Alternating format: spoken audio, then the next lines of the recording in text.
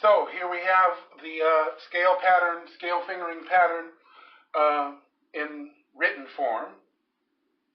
First, as just the default as I explained, that given the series, the pattern in both hands is 1, 2, 3, followed by 1, 2, 3, 4, with 5 on the end, and the hands doing that same pattern backwards of one another when in parallel motion, as you can observe here. So, symbolized by the box around the first finger, that's a visual cue to not call this finger 1. It's not 1 in the left hand. It's 5. That's 5. It's not 1, right? So when we start, typically this is how a scale is played. We played ascending and then descending and returning back to where we started. So ascending on the keyboard means going that way, and the right hand therefore is the lead hand, and as confirmed by the number pattern going in forward motion, 1, 2, 3, 1, 2, 3, 4. Some keynote things to point out is when we play any major scale in parallel, as is displayed here, 3 comes together, and that happens 2 times within the octave, and hence why it's in blue. And then the center that I talked about at the keyboard, where the thumb and the second finger are opposite one another, that's the midpoint of the keyboard there. And it is this zone here, as I explained, that's the tricky part of it, because the thumbs don't line up. But the safety net we get is that on both sides of this tricky intersection, 3 comes together again. So that's a nice kind of target as you're working out, getting used to it and the feeling of that you're always on the 3rd note and the 6th note of the scale, you're always aiming to feel 3 in both hands come together there. Then this part is worth mentioning because we never pay attention to how the scale ends in ascending fashion. Namely, as discussed at the keyboard, that 4th finger. When we go past the octave and 5 is replaced with 1 again, right? Because we started on C, there's C again. So it's not going to have another finger on it if we're going another octave. It's going to start right back with that same series again. But when we do that, this hand is okay. The ascending hand, or leading hand, so in ascending form, it's the right hand, that has no problem. It's the blind hand or the backward hand that at this point going forward never remembers what to do here because we didn't notice it back here. We just did it. Okay, now we've run out of fingers for the blind hand, so now it's a mystery. No, it's not a mystery. If we're at C, the next note of the scale must be D, as it was in the first octave. And what finger played that? It's 4. So that means it's 4 here. And that's what I was talking about of this move, rolling over the thumb, being a strange move. It's underlined as being strange now that we're playing parallel, and we don't do the same thing in the leading hand at the same moment. It's a note later. So let's talk about that. If we went another octave and we were coming back down, now the right hand is the blind hand, right? Because the left hand, we're traveling to the left, so therefore the left hand is playing that fingering pattern as, in order, not backwards. So, like the right hand had going forward, it's no problem here. It just plays 1 and then 2 follows naturally. Now that's the left hand that it plays way out here. It's on 1 at the next octave and it starts to come back. It has no problem playing 2 on the next note, but we're descending, right? So this note It's not D when we descend in that blind hand. This note is B, and there it is. There's a confirmation. So if we come back down an octave, ba-da-da-da-da-da-da, the next note is right there underneath the second finger, and that's B. But here, this note being 1, 5, 4, 3, 2, 1, 3, 2, 1, remember, because we're going past the octave now, so that's replaced with 1. That's C. Headed home, that's a 1. Now all of a sudden it's a mystery. No, it's not a mystery.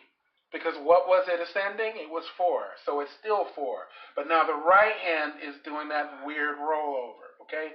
And the alternation of these two things between the hands and some other things, like this business here, that is what's challenging to the mind as well as to the body.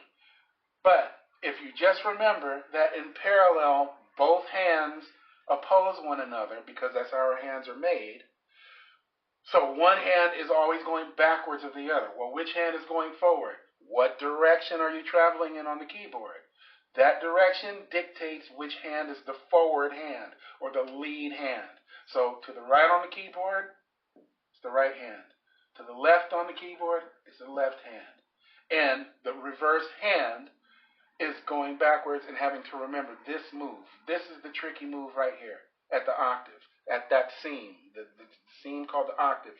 This one is tricky at first, but you get used to it because you pass through it even in an octave. You rehearse doing that so many times. By the time you can do it in one octave, you've learned this here. For all that to go out the window as soon as you add another octave to it. And it's like, it's just a bunch of gobbledygook, but it's not. Keep in mind that every octave you add is just a repetition of what you just did. Okay, so in paying attention, really detailed attention to what is happening, keeping track of the moves, it'll come with some diligence. And as I've said many times in class, these beginning principles of what to do with the fingers, we don't need the piano for.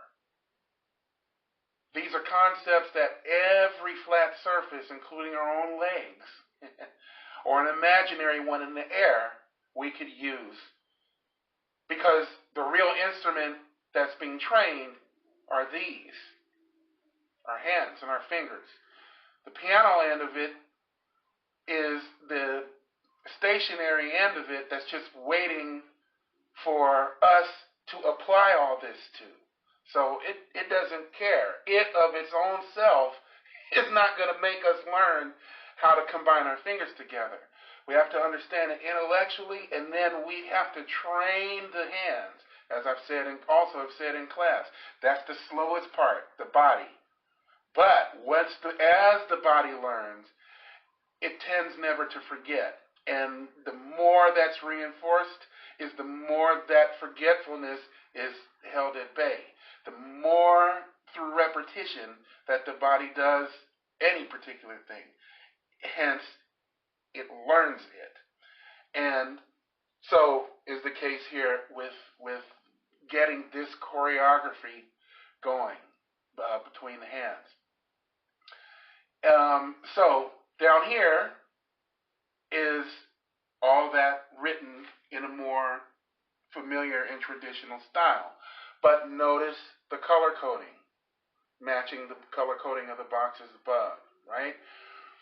We typically play our scales one octave between the hands, distance, and so it is written that way. And we can see that pattern for the right side, and for the left side, how it's reversed. Okay? 3 comes together at the 3rd position and the 6th position of the scale. In the dead center is the opposition of 1 and 2 between the hands. And then, on the bookends, is where the blind hand has or uses the fifth finger, and it's the only time that it uses the fifth finger. Now, as we can see on the board, echoing what I taught in the keyboard section. And this fingering pattern is the dance step. In addition to C major, it's the dance step in G major. I should have pointed there, actually. In addition to C major, G major, D major, A major. I'm going to put it there so we have it in proper ascending order. A major, and then finally E major. From no sharps to 1 sharp to 2 sharps to 3 sharps to 4 sharps. All 5 of those keys, that is the fingering pattern. And for our purposes in the class, all you're required to know of this, or to be able to demonstrate by the end of the class, is G major. Okay? But logically, you can see how if you can do one, you can do the rest of them. As far as what it is that you're doing is concerned, nothing changes. What does change is, given these different starting positions, how it feels, right? And that's something that falls into the progressivity of playing the instrument, and why it takes time. And we don't master playing the piano in a semester. It takes many years. But in a nutshell, that's how it works.